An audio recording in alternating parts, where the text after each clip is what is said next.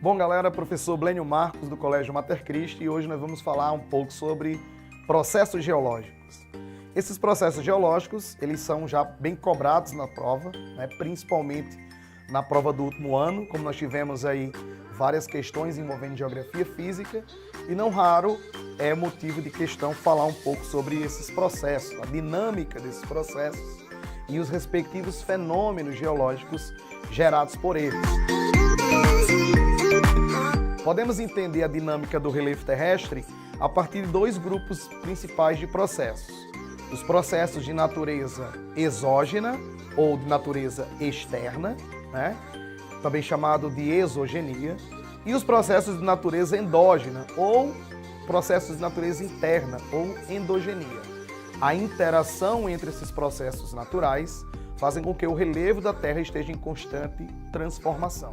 Então, dentro da dinâmica interna do planeta, destaque aí para o tectonismo, ou seja, para a movimentação das placas tectônicas, gerando dois tipos principais de movimentos: os movimentos epirogenéticos, ou seja, os movimentos verticais da crosta terrestre, né?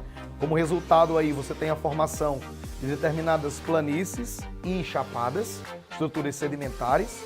Já os movimentos orogenéticos é o movimento horizontal da crosta terrestre. Nesse caso aí, nesse movimento horizontal, você vai ter a formação de cadeias montanhosas, né?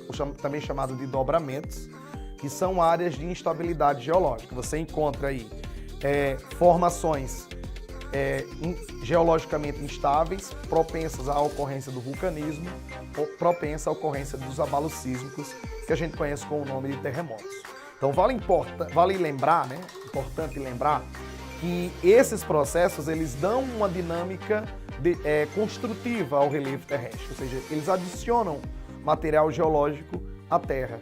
Apesar desses fenômenos serem altamente destrutivos e perigosos, principalmente para alguns países, né, para a população de países inteiros, como é o caso do Japão, que não raro é atingido por esses fenômenos, como é o caso da Islândia, que não raro é atingido pelo vulcanismo. Esses materiais, esses produtos do tectonismo são um dos grandes adicionadores do material geológico. Por outro lado, nós temos os processos exógenos, ou processos de desgaste, né?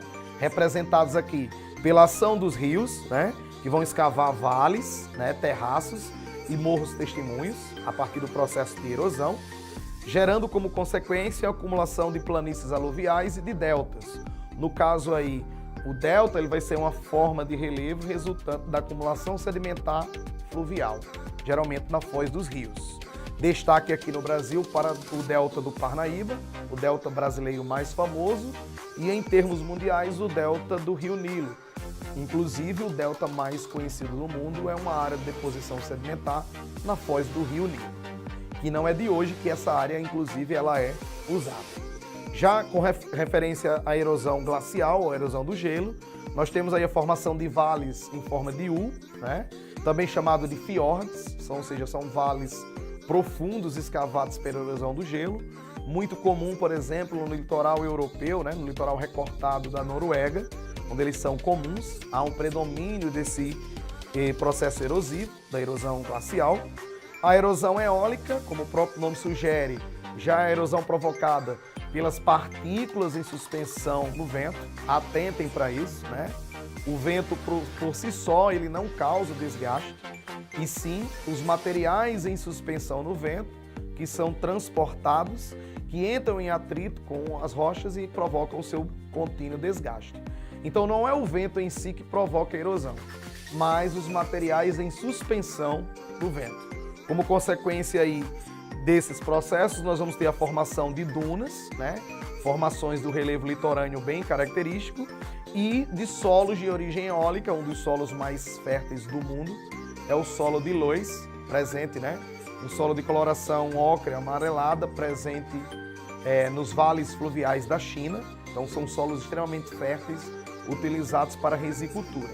Então chama a atenção aí para essa acumulação eólica. Por fim, a erosão marinha ou erosão oceânica no litoral, né, vai provocar a formação aí das falésias, que são paredões verticais esculpidos no litoral, em virtude do constante trabalho erosivo, né, da superfície de abrasão marinha no litoral, dando origem aí a formas como as restingas, né, formas do relevo litorâneo, e as praias. As praias são resultados de um processo contínuo de sedimentação marinha. Então, é isso que você deve entender para o Enem, que o relevo terrestre ele está em constante transformação e que ele é resultado da interação direta desses processos, tanto os processos de natureza endógena, interna, como os de natureza exógena, os processos de desgaste comandados aí pela atividade climática. Como ilustração a esse processo, trouxemos uma questão aqui para a gente discutir e aplicar o conhecimento sobre esses processos. A questão diz o seguinte: no esquema abaixo aparecem as lacunas a serem preenchidas em 1, 2, 3 e 4.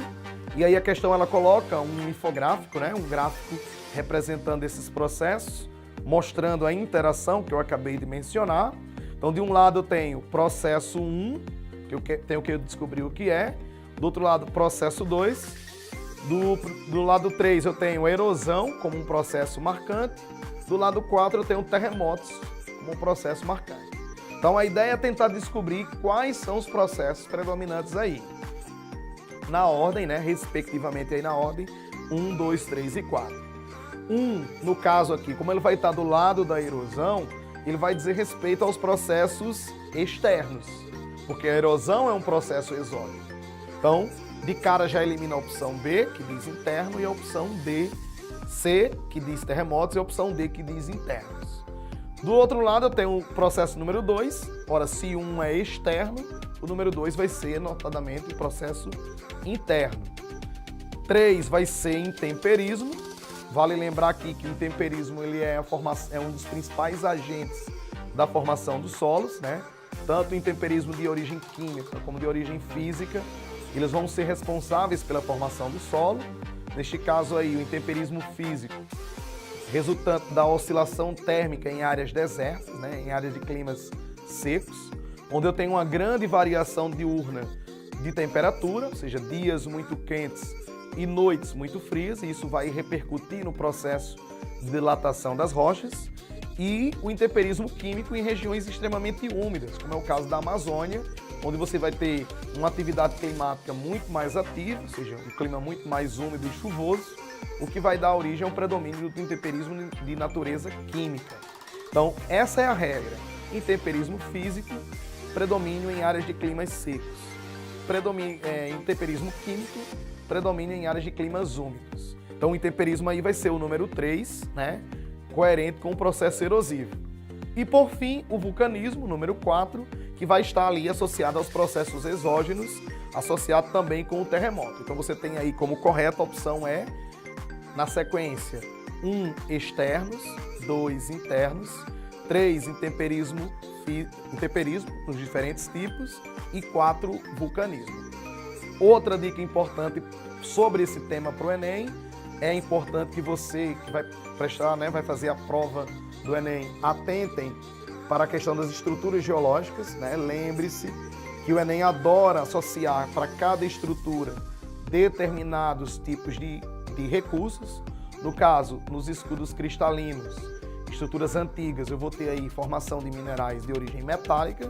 Por outro lado, nas bacias sedimentares, estruturas mais recentes, eu vou ter a formação dos combustíveis fósseis, entre eles o petróleo e o carvão, que historicamente foram os mais utilizados combustíveis fósseis.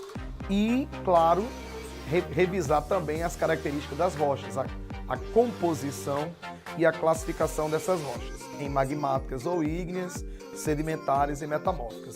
Vá com esse assunto revisado para a prova do Enem, porque esses assuntos de geografia física eles são muito cobrados, principalmente como foi no caso do último ano. Outro aspecto importante da geografia física é tentar lembrar das consequências que esses fenômenos geológicos trazem, tanto os endógenos como os exógenos. No caso dos endógenos, as vítimas, né, e os prejuízos causados pelos terremotos, né, e pela erupção vulcânica.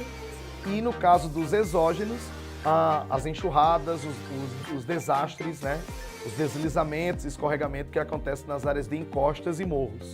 Todos os anos, isso é notícia nacional, o Rio de Janeiro passa por esses episódios, por esses problemas relacionados à retirada da cobertura vegetal nessas áreas de encostas e morros. Então, o que é que vai acontecer? A intervenção humana e a ação humana, o desmatamento, vai provocar, né, desproteger essa encosta e vai tornar ela mais suscetível à erosão. Então, é importante que você associe sempre os processos naturais aos respectivos danos e prejuízos causados à civilização. É importante lembrar também que, no caso do relevo brasileiro, há um predomínio, né, dessas estruturas, dos processos exógenos em relação aos processos endógenos. O Brasil é hoje um país de estabilidade geológica, ou seja, nós não temos vulcões em atividade e não temos, né, abalos sísmicos, terremotos de grande magnitude. Portanto, há um ligeiro predomínio do Brasil de processos de natureza exógena, o que repercute em seu relevo bastante desgastado e representado por altitudes mais modestas. Então, galera, é isso aí. Essa é a dica de Geografia Física para o seu Enem. Estude esses assuntos, né, relacionados à dinâmica do relevo terrestre, os processos naturais e suas respectivas consequências. Valeu, até a próxima aula.